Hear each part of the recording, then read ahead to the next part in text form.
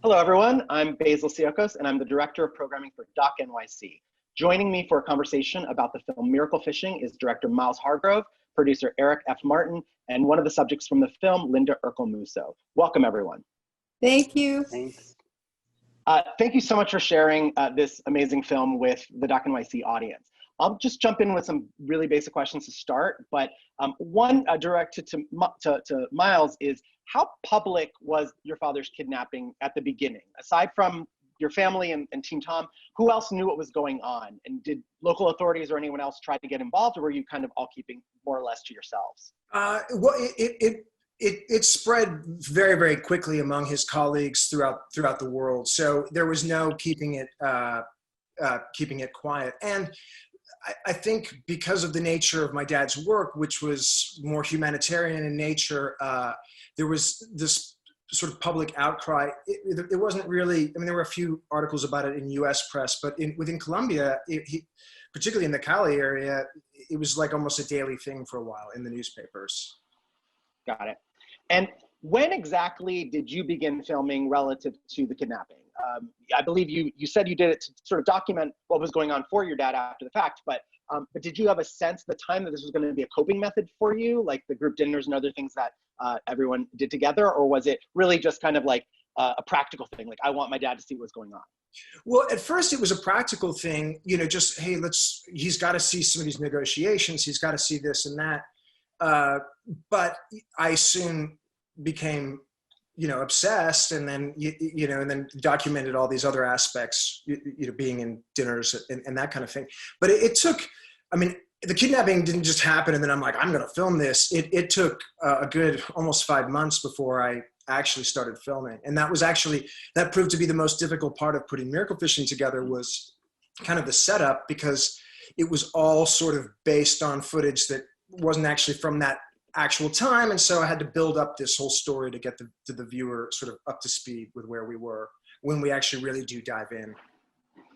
And sort of a follow-up to that, I guess, to Eric, can you talk a little bit about how you became involved? And I understand that you helped to kind of think through how exactly to shape the approach to the film in being basically like the footage plus a voiceover kind of recollection. So can you talk a little bit about how you came to be involved and how you sort of helped kind of come up with that? Yeah, absolutely. So Miles' wife, Emily, and my wife were friends. They worked together, and Miles and I sort of knew each other a little bit, but not really that well. And Miles he emailed me once and said, I have a, cut of this documentary. And I'd known that his father had been kidnapped, but it was like a very abstract, like I didn't really have a sense of what the real story was. And I certainly didn't know that there was dozens and dozens of hours of footage that he had shot the kidnapping in this way. But he showed me a cut of the doc, and at the time, he had gone and done sort of classics talking head interviews with Linda and with his mom and with all these other people, and they were all in the doc, and everybody was really great, everybody was really interesting. But it just struck me that the movie would be even more compelling if you were like trapped in this footage, like with the family, like in this real pressure cooker. And I just pitched to Miles, like, I think if you could make this just your family's footage plus archival and VO, like none of this, like I don't want to see the sort of present day. I just want to be like trapped in this situation with you. And at first Miles was like, I don't even know if it's possible, but he really, I mean, he dug in and just, I actually don't know how you did it, Miles. Like it's amazing. Like it really is, it really works. Well, it took a long time, but I'm sorry. I was going to say, like, that immersion, it really does work. I mean, I've mentioned this before to Miles, but like the moment, obviously, when your dad shows up, it's like, I freaked out. I mean, I watch hundreds of documentaries each year, and they sometimes they surprise me, but that was just like, I started crying and I was like, what is going on? Like, it's such an effective moment. And I think I can't imagine another way of doing it. And so, I mean, one, amazing, good job on that. But two, can you talk about sort of that moment? And I understand you weren't necessarily the one filming at that moment, but how did it get caught? What was going on for that exact time period? Well, I mean, that moment, we were as a group at our rock bottom. We had a plan almost by the book, sort of sort of other examples to turn to about what was going to happen next. And we'd actually sort of reached the end of all that. So we were at a really low point, not really knowing what to do. And I don't think really many of us had even spoken that day, or at least very much. And Robert and I were in the kitchen trying to get dinner together.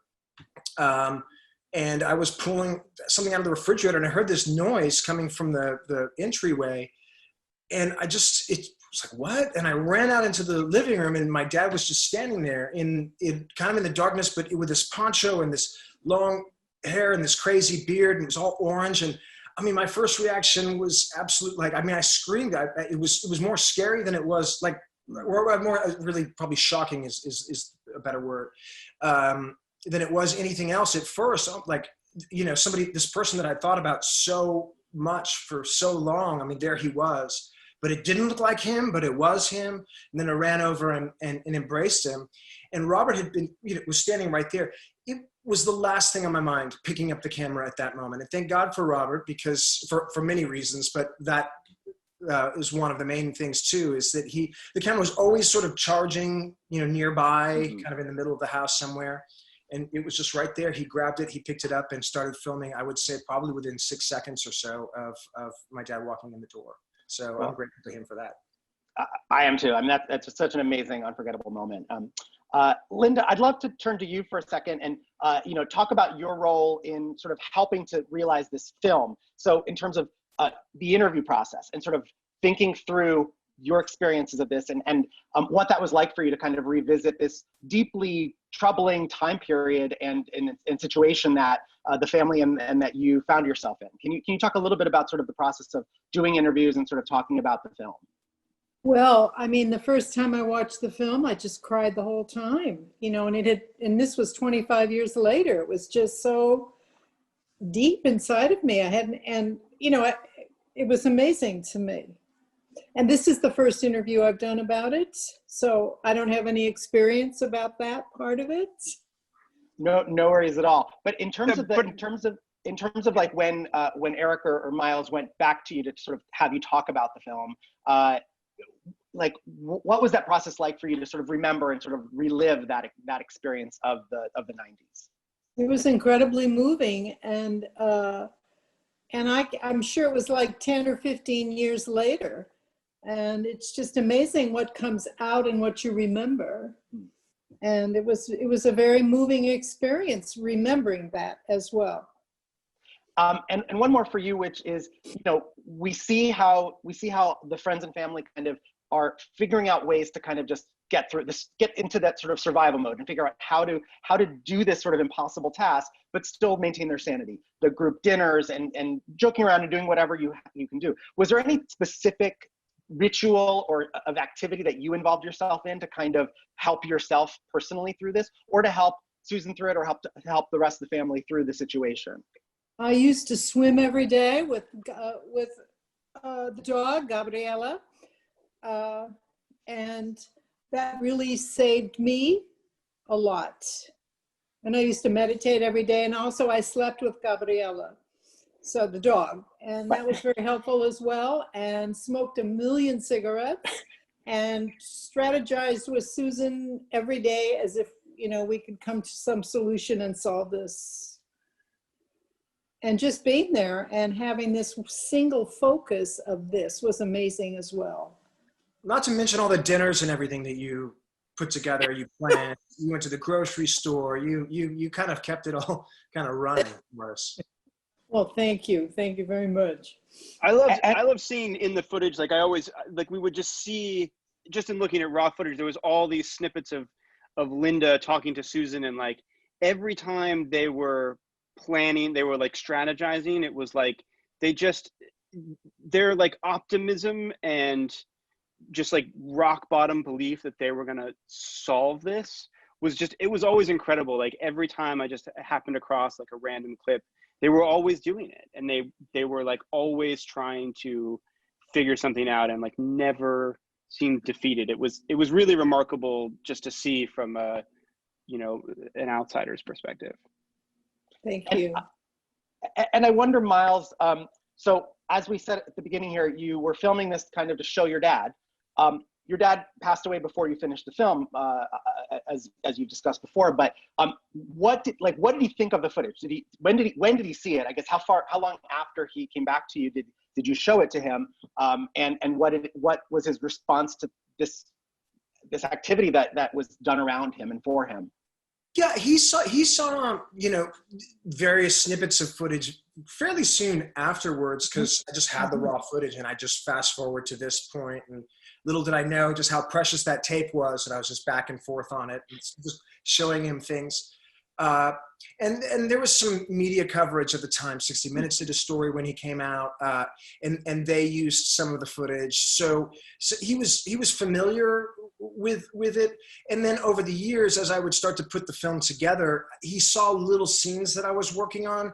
And I mean, he was always so impressed and, just in awe of what his family did in order to get him out. And he was always so supportive of me trying to get the film made. So, I mean, he had a sense of it, but obviously it wasn't as a full story, beginning, middle, and end with music and editing and all that kind of stuff. And he was a writer, and so he would have appreciated seeing a completed, story completed, for sure. And on that note, you've talked about this in the past, but can you tell us just a little bit, like, the process of finishing this film? Took a very long time. You put it away for a while. You tried to make it.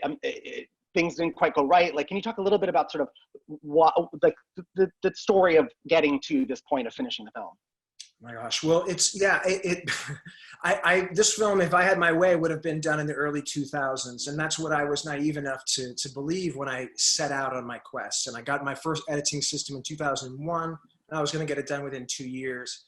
And, little by little, I found that A, I couldn't afford to do it, and B, I needed some experience, and so it wasn't until 2003 that I was able to start my interviews with the Greiners in Germany and some other ones. But then in 2005 completed another round of interviews, including Linda's, so it was 10 years ago, 10 years after the kidnapping, Linda, that we did your interview, and.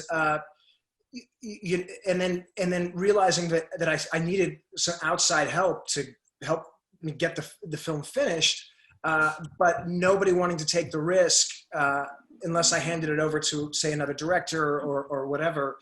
And I felt like it was my story to tell, and so I stuck to my guns, and I did find a partner in 2008 who was willing to try it my way.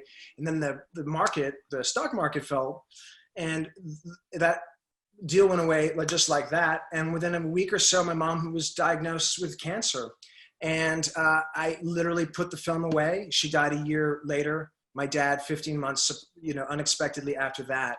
And so it was just a double punch to the gut. And there was just no way that I could even look at the footage for nearly a decade. Finally, in 2017, I had gotten my experience that I felt like I needed on other people's films as an editor or a co-director and my own smaller projects. And I just felt like I'm not getting any younger. I've got to get this story out. I wasn't going to be able to sort of move on to the next phase of my life, whatever it may be, until the story was completed. So that was really the motivating factor. Just sat down every single day, and other than a few gigs here and there, doing cinematography stuff here and there, that was it. It was all full-time miracle fishing. And could I just add something, Miles? If your parents saw this film, they would just be unbelievably touched, and they would find it wonderful. Wonderful. Yeah, thank you. One last question for you, and I know that you probably don't have an exact plan here because of the pandemic, which has obviously upended everything, but what are your plans, your hopes to be able to show the film in Colombia? And have you maintained ties there to this day? Well, to me, it's extremely important that it plays in Colombia and that it finds a home in Colombia. It's a Colombian story. I mean, yes, it's about an American family and these foreigners, but it's about a subject matter that touched so many Colombians for so many years. So I would love to, and we've reached out a little bit. Eric, do you actually know where any of that stands? I mean, I would just say, it's in the works, and we're definitely trying to make it happen. But like you said, it's the pandemic has upended all of that. So I mean, we're still hoping to have some kind of meaningful release there, but I mean, long ago, 7 or 8 months ago, we had talked about like trying to get it into what's the name, Miles? What's the name of the theater in Cali that you really loved? In Banaco? What is Maybe, but we talked about like wanting to do a big screening there, and that, you know, to get Robert and his family there and all that stuff. And obviously the pandemic has made that virtually impossible, but we're still holding out hope and making efforts to make it visible there in some way. Great. Well, with that, we do have to wrap up, but I want to thank you so much for bringing the film to Doc NYC. Miles, I want to thank you for finishing the film. I'm glad that you are the one that told this story, and I'm glad that you told it in the way that you did. It's just really exceptional filmmaking. And I want to thank you all for being part of this conversation. Thank you, Linda, Eric, and Miles. Thank you. Thank you for having us. Yes, thank you.